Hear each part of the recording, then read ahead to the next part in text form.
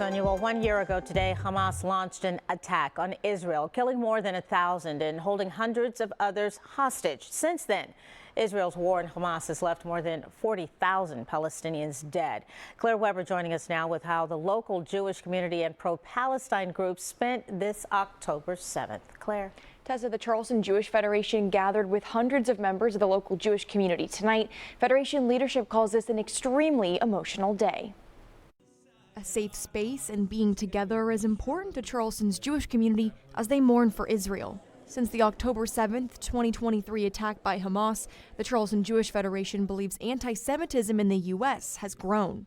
We're on the edge all the time, knowing that we're not necessarily going to be the ones that are protected, and we protect each other. Many in Charleston say they remember the exact moment they learned of the attack. Now, a year later, people pray for the release of the remaining hostages in Gaza and for peace in the war-torn region.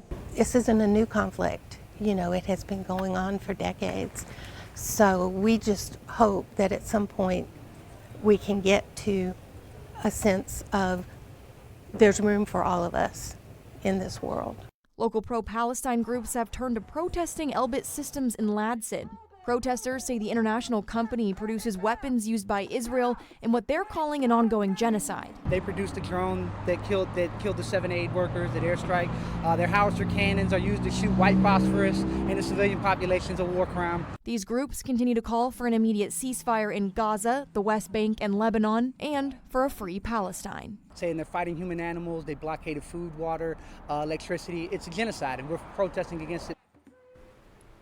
Local pro-Palestine groups also say Elbit Systems in Ladson has received tax breaks and a lowering of its property taxes for decades to come.